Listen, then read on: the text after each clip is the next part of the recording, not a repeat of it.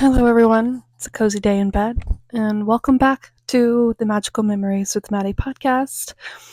A while back, I covered Genie Plus, not realizing they were going to completely change their FastPass system.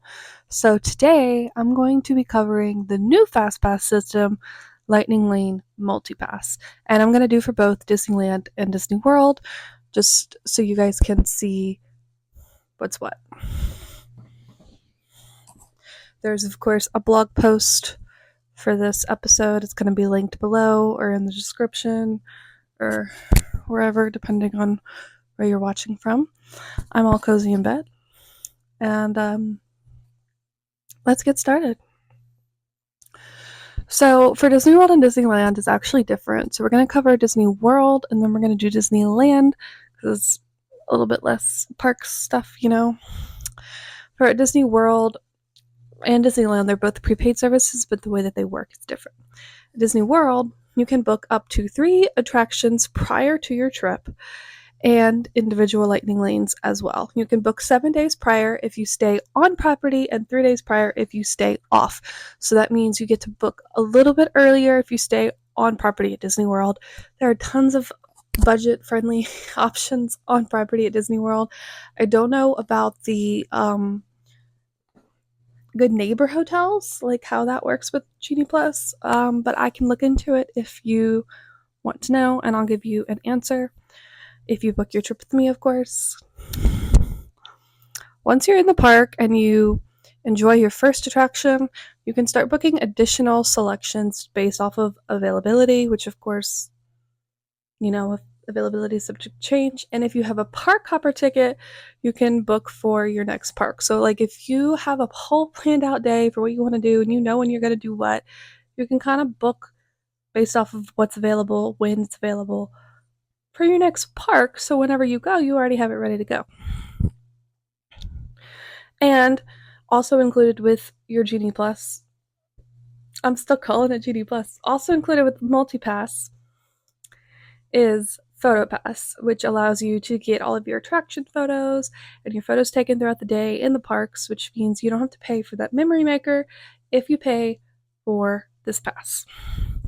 Now, for 3 of the 4 parks, it is separated into tiers, and the 4th park, Animal Kingdom, they're all just one tier because there's not that many options, I guess. Maybe it's because they're changing Animal Kingdom soon and they're going to put those attractions tier 1. I'm not sure.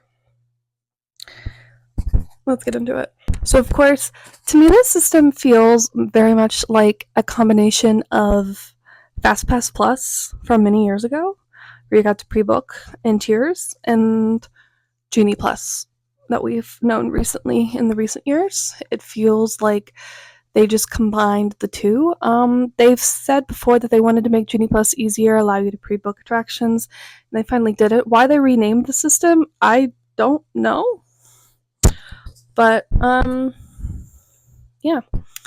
So, for Magic Kingdom, the Tier 1 attractions are Big Thunder Mountain, Jungle Cruise, Peter Pan's Flight, Space Mountain, and Tiana's Bayou Adventure. In case I forgot to mention it, because I think I did.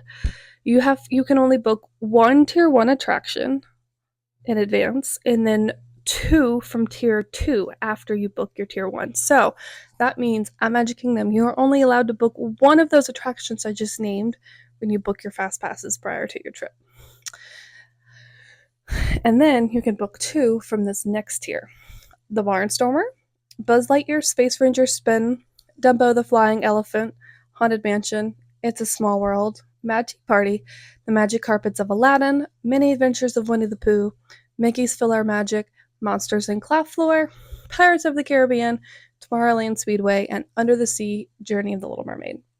So you get 2 choices out of those and 1 out of the first tier, and the first tier are the most popular attractions, which means once you get to your park that day and you can start booking your next attraction, you should start with those because those are the ones everybody wants and everybody's going to ride. And you may not get all of them in one day. It depends on availability, but you might get more than one at least, which is really cool. And of course, they have 2 single pass attractions in Magic Kingdom. They always have Seven Dwarfs Mine Train and Tron Light Cycle Run.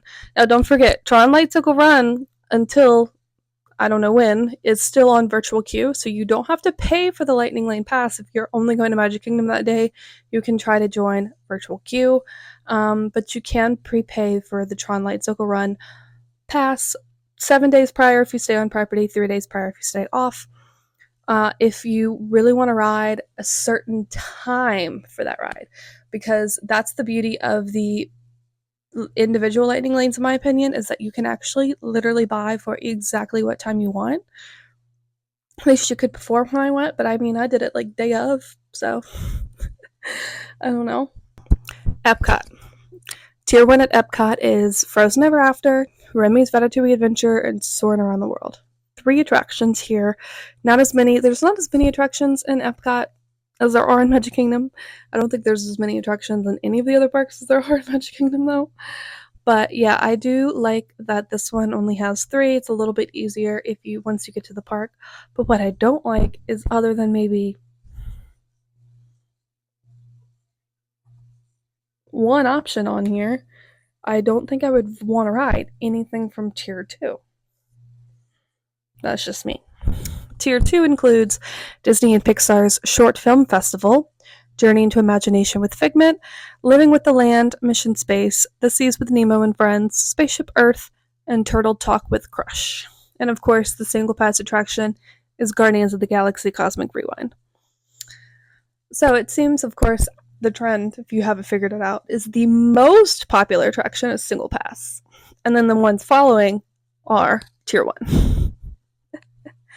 Now, Guardians of the Galaxy is still relatively new, so of course it's still on virtual queue, so you can also book virtual queue. That one is a little bit easier to get, I hear, than Tron. Tron is a harder one. A lot of people can't seem to get it till 1 p.m. sometimes. You really got to have your expertise for booking virtual queues, and I might talk about that at the end of this video if I don't forget. For Hollywood Studios, which is the last one to have 2 tiers, we have Tier 1 with Mickey Minnie's Runaway Railway, Millennium Falcon, Smuggler's Run, Rock and Roller Coaster starring Aerosmith, and Slinky Dog Dash.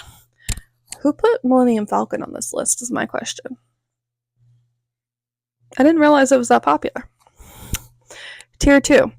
Alien Swirling Saucers, Beauty and the Beast, Live on Stage, Disney Junior Play and Dance, For the First Time in Forever, a Frozen Sing-Along, Celebration, Indiana Jones, Epic Stunt Spectacular, Muppet Vision 3D, Star Tours, Twilight Zone Tower of Terror, and Toy Story Mania. So they have some good options here, Star Tours, Tower of Terror, Toy Story Mania, to make it worth having both options to choose from. Epcot, I just don't feel it. And then the single pass attraction is Rise of Resistance, of course. If you don't know, Disney World recently actually added a single rider line to Rise of Resistance. So if you're fine with your party getting split up, you can also always use the single rider line to bypass the line on Rise of Resistance if you couldn't get there to ride it super early in the morning, or you can jump in line right before the park closes like a lot of people do. You don't have to pay for those lightning lanes if you really don't want to. But that one is not on virtual queue unless it's a party event, and the only party event they have at Hollywood Studios is Jollywood Nights at Christmas time. For Animal Kingdom, the attractions you can book with Multipass is Dinosaur, Expedition Everest, Feathered Friends in Flight, Festival of the Lion King, Finding Nemo, The Great Big Blue, and Beyond, It's Stuff to Be a Bug, Cali River Rapids, Kilimanjaro Safari, and Navi River Journey. You get to pick 3 out of those, which I think is pretty great because there's a few shows here like Finding Nemo, It's Tough to Be a Bug, Feathered Friends in Flight, Festival of the Lion King. So you can kind of really pick out which ones you really want to do out of that. And of course, the single pass attraction for this park is Flight of Passage. Before I move on to Disneyland, I just want to also remind you of one little thing. Attractions may vary by date, subject to change or closure, are limited in availability, and are not guaranteed, and may not be available at all on the day of your visit or at the time of selection or redemption. Availability can change throughout the day.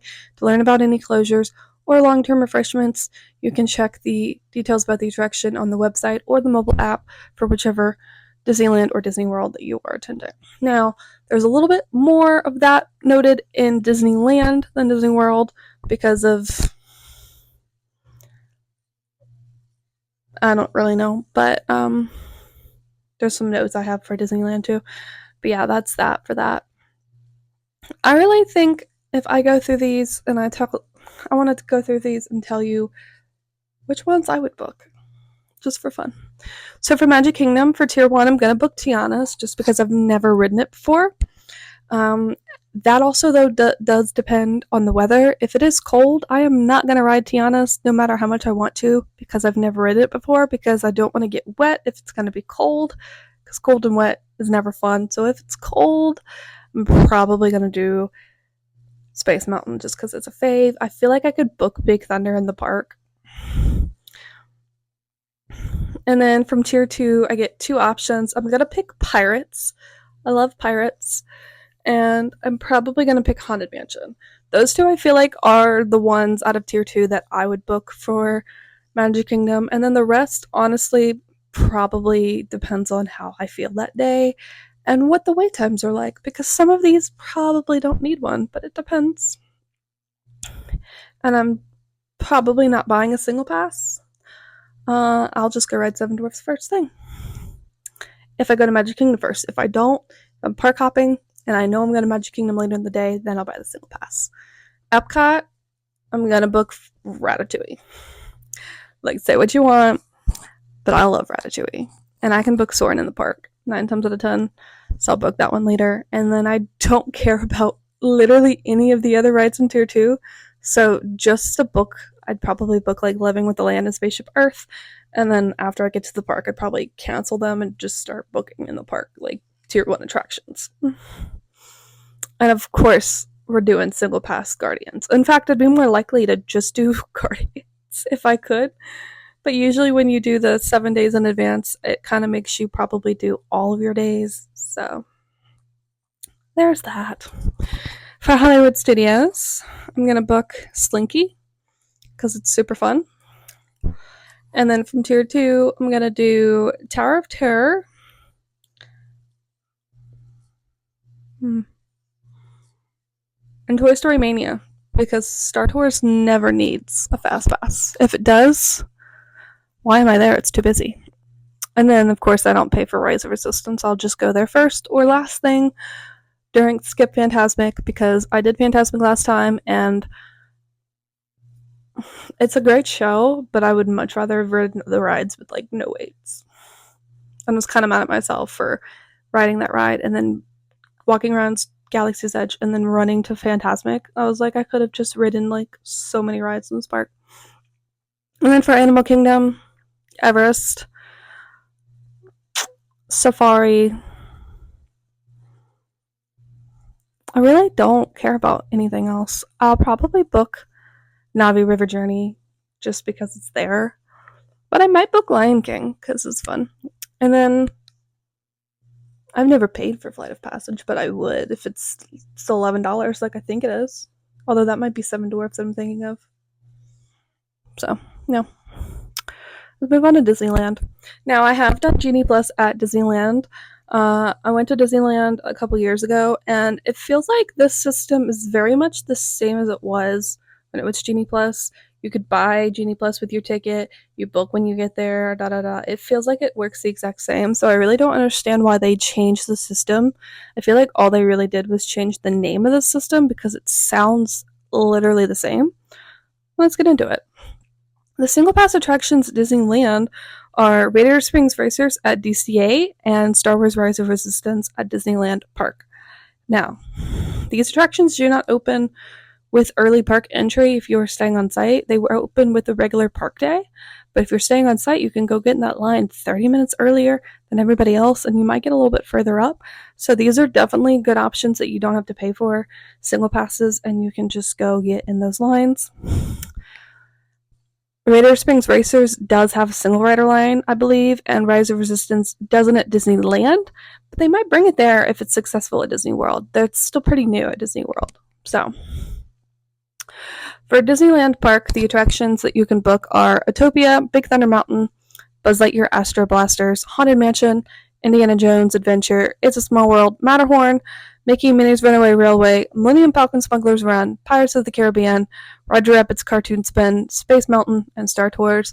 And as of the recording of this, which is in September of 24, in case you're listening way later, Haunted Mansion, when it's under holiday mode, is not a lightning lane available. It's under virtual queue. And Pirates may be temporarily unavailable. Also, I wanted to let you guys know that for this, Disneyland, it's now broken into different tiers, but you can't book your first ride until you scan into the park. So that means if you don't get into the park until like 10 o'clock in the morning, you can't book your first fast pass until 10 o'clock in the morning. You don't get to book prior to that. You don't get any advanced bookings. To be fair, there's only 3 hotels on property, and you're already getting that perk of like early entry when you can start booking at early entry. You can start booking at 7 a.m. as early as you can get in, whatever. So it's completely up to how you do your vacation for when you get to book those attractions. For Disney California Adventure Park, the attractions are Goofy Sky School, Grizzly River Run, Guardians of the Galaxy Mission Breakout, Incredicoaster, The Little Mermaid, Ariel's Undersea Adventure, Monsters Inc., Mike and Sully to the Rescue, Soarin', Around the World, Toy Story Midway Mania, and Web Slingers. Now, when I went a few years ago, it was quite easy to book these. You definitely want to know a good order of which ones are the most popular. You can probably find a million people telling you. I can tell you if you book a trip with me. Please, Maddie World at your feet, hit me up on Instagram, and I will gladly help you book your trip and give you all the best tips. But basically, what you really need is just a little expertise. Disneyland's is a little bit easier to deal with, and I feel like because a lot of people that go to Disneyland are locals, and so they don't go like first thing in the morning. So the first couple of hours of a park day at Disney at all is going to be like the best time to ride everything. Like we literally rode like everything in Disney California Adventure Park, well, almost everything, with Genie Plus, like the Genie Plus ones that we cared about, which we did Guardians Mission Breakout, Incredicoaster, Soarin', Toy Story Mania, which we didn't even get Genie Plus for, and Web Slingers. We rode 5 attractions before lunchtime. And we didn't care about Goofy's. It was too cold for Grizzly. We didn't do Little Mermaid, and we never did Monsters Inc. But yeah, we did like all of those. And we had breakfast. We like walked around. I've watched Avengers shows. Like we spent a good amount of time just in Avengers campus during that time. So it's very easy to get things done in that park. So that pretty much covers Multipass. It's very similar to Genie Plus, especially on Disneyland's part, but it's a little different. I do like that you can pre-book attractions, but they're broken up into tiers, so it's like FastPass Plus used to be. And I remember that's how it was. Of course, we didn't have some of those attractions we have now. Back then, they had different ones, but some of them we did. So it was a little bit different, but yeah, that pretty much covers Multipass. If you guys have any recommendations for videos of things you want me to talk about, please comment.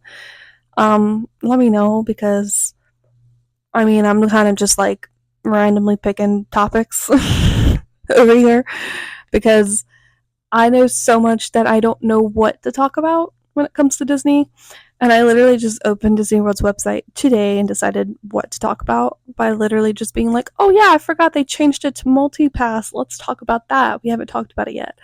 And that was that. So anyway, I'll see you guys next week for the next episode. And I hope you guys enjoyed watching or listening to this one.